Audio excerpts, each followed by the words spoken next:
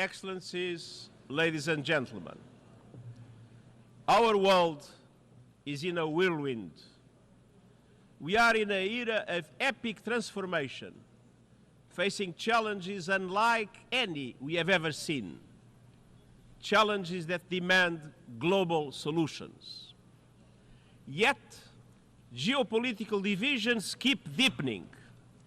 The planet keeps heating. Wars rage with no clue how they will end. And nuclear posturing and new weapons cast a dark shadow.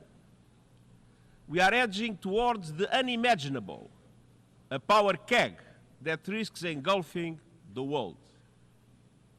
Meanwhile, 2024 is the year that half of humanity goes to the polls, and half of humanity will be affected. I stand before you in this whirlwind, convinced of two overriding truths. First, the state of our world is unsustainable. We can't go on like this. And second, the challenges we face are solvable. But that requires us to make sure the mechanisms of international problem solving actually solve problems. The Summit of the Future was a first step, but we have a long way to go. And getting there requires confronting three major drivers of unsustainability. A world of impunity, where violations and abuses threaten the very foundation of international law and UN Charter. A world of inequality, where injustices and grievances threaten to undermine countries or even push them over the edge. And a world of uncertainty, where unmanaged global risks threaten our future in unknowable ways. These worlds of impunity, inequality, and uncertainty are connected and colliding. Excellencies,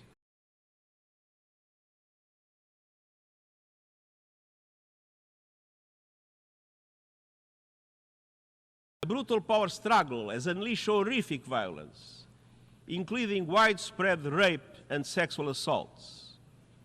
A humanitarian catastrophe is unfolding as famine spreads. Yet outside powers continue to interfere with no unified approach to finding peace. In the Sahel, the dramatic and rapid expansion of the terrorist threat requires a joint approach rooted in solidarity, but regional and international cooperation have broken down. From Myanmar to the Democratic Republic of the Congo, to Haiti, to Yemen and beyond, we continue to see appalling levels of violence and human suffering in the face of a chronic failure to find solutions. Meanwhile, our peacekeeping missions are too often operating in areas where simply there is no peace to keep. Instability in many places around the world is a byproduct of instability in power relations and geopolitical divides. For all its perils, the Cold War had rules. There were hotlines, red lines, and guardrails. It can feel as though we don't have that today, and nor do we have a unipolar world. We are moving to a multipolar world, but we are not yet there yet. We are in a purgatory of polarity. And in this purgatory, more and more countries are filling the spaces of geopolitical divides, doing whatever they want with no accountability. That is why it is more important than ever to reaffirm the Charter, to respect international law, to support and implement decisions of international courts, and to reinforce human rights in the world, anywhere and everywhere.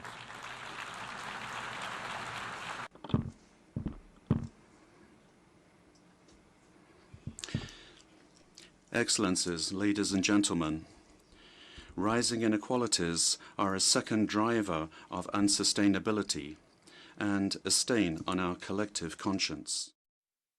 Not recovered from the surge in inequalities caused by the pandemic.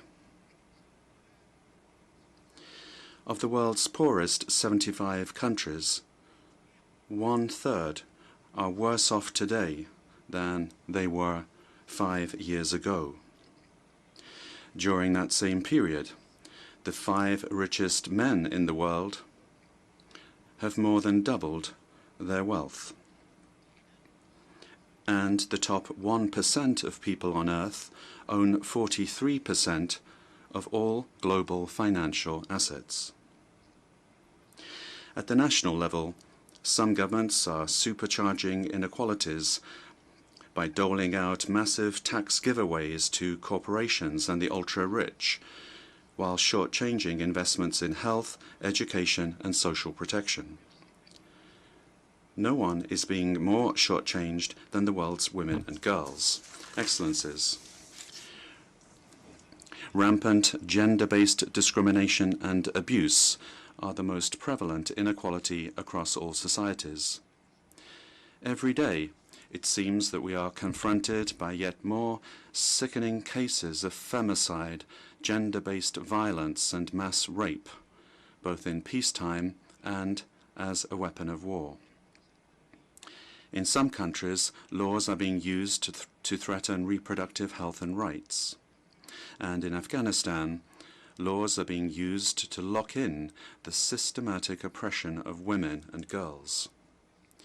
And I am sorry to observe that despite years of talk, gender inequality is on full display. Please forgive me, it's on full display in this hall as well. Less than 10% of speakers during this week's general debate are women. This is unacceptable, especially when we know that gender equality delivers for peace, sustainable development, climate action, and much more. That is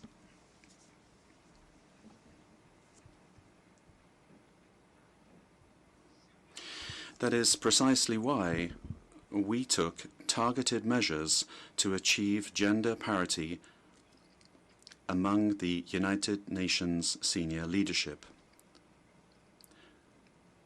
This is a goal that we have already achieved. It's doable. I call on male-dominated political and economic establishments around the world to do it as well. Excellencies, global inequalities are reflected and reinforced even in our own global institutions. The United Nations Security Council was designed by the victors of the Second World War. At the time, most of the African continent was still under colonial domination. To this day, Africa has no permanent seat on the world's preeminent Council of Peace. This must change.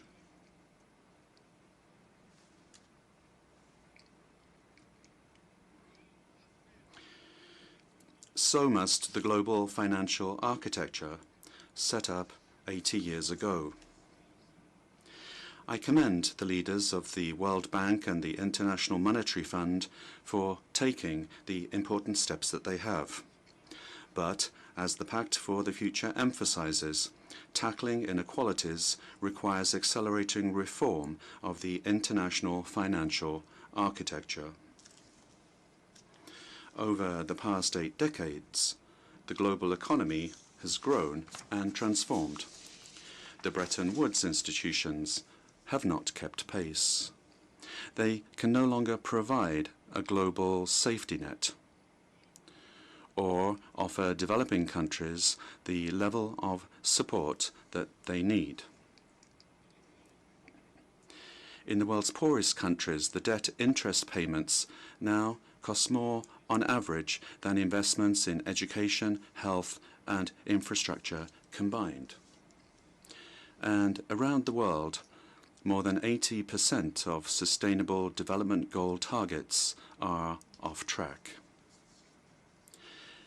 Excellencies, getting back on track requires a surge of financing for the 2030 Agenda and the Paris Agreement. That means that G20 countries need to lead on an SDG stimulus of $500 billion a year. It means reforms to substantially increase the lending capacity of multilateral development banks and to enable them to massively scale up affordable long-term climate and development finance. It means expanding contingency financing through recycling of special drawing rights. And it means promoting long-term debt restructuring.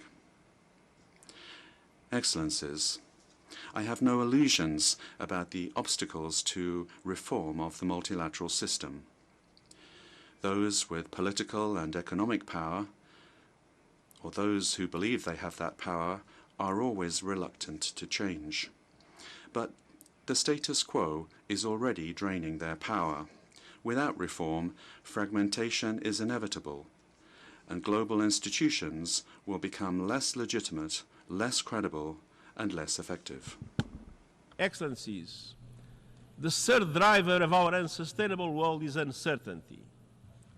The ground is shifting under our feet. Anxiety levels are off the charts, and young people in particular are counting on us and seeking solutions. Uncertainty is compounded by two existential threats: the climate crisis and the rapid advance of technology, in particular artificial intelligence. Excellencies, we are in a climate meltdown. Extreme temperatures, raging fires, droughts, and epic floods are not natural disasters. They are human disasters, increasingly fueled by fossil fuels. No country is spared.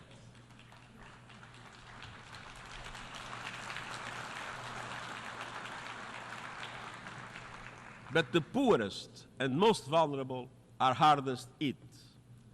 Climate hazards are blowing a hole through the budgets of many African countries, costing up to 5% of GDP every year. And this is just the start. We are on course to careen past the global limit of a 1.5-degree temperature rise. But as the problem gets worse, solutions are getting better. Renewable prices are plummeting, rollout is accelerating, and lives are being transformed by affordable, accessible, clean energy. Renewables don't just generate power, they generate jobs, wealth, energy security, and a path out of poverty for millions. But developing countries cannot be plundered in that journey. Our panel on critical minerals has recommended fair and sustainable ways to meet global demand for these resources, which are essential to the renewables revolution. Excellencies, a future without fossil fuel is certain. A fair and fast transition is not. That is in your hands. By next year, every country must produce an ambitious new national climate action plan or national determined contributions. And this must bring national energy strategies, sustainable development priorities, and climate ambitions together. They must align with 1.5-degree limit, cover the whole economy, and contribute to every one of the COP28 energy transition targets. An International Energy Agency report released today breaks this down. By 2035, on average, advanced economies must slash energy emissions 80%, and the emerging markets 65%. The G20 is responsible for 80% of total emissions. They must lead the charge, keeping with the principle of common but differentiated responsibilities and respective capabilities in the light of different national circumstances. But these must be done with a joint effort, pooling resources, scientific capacities, and proven and affordable technologies for all to be able to reach those targets. I'm honored to be working closely with President Lula of Brazil, who is both G20 chair and COP30 host, to secure maximum ambition, acceleration, and cooperation. We just met for that purpose. Finance is essential. COP29 is around the corner. It must deliver a significant new finance goal. And we also need a loss and damage fund that meets the scale of the challenge and developed countries meeting their adaptation finance promises. And we must finally flip the script on a crazy situation. We continue to reward polluters to wreck our planet. The fossil fuel industry continues to pocket massive profits and subsidies, while everyday people bear the costs of climate catastrophe, from rising insurance premiums to lost livelihoods. I call on G20 countries to shift money from fossil fuel subsidies and investments to a just energy transition, to put an effective price on carbon, and to implement new and innovative sources of financing, including solidarity levies on fossil fuel extraction through legally binding, transparent mechanisms. All by next year, and this taking into account that those who shoulder the blame must foot the bill. Polluters must pay.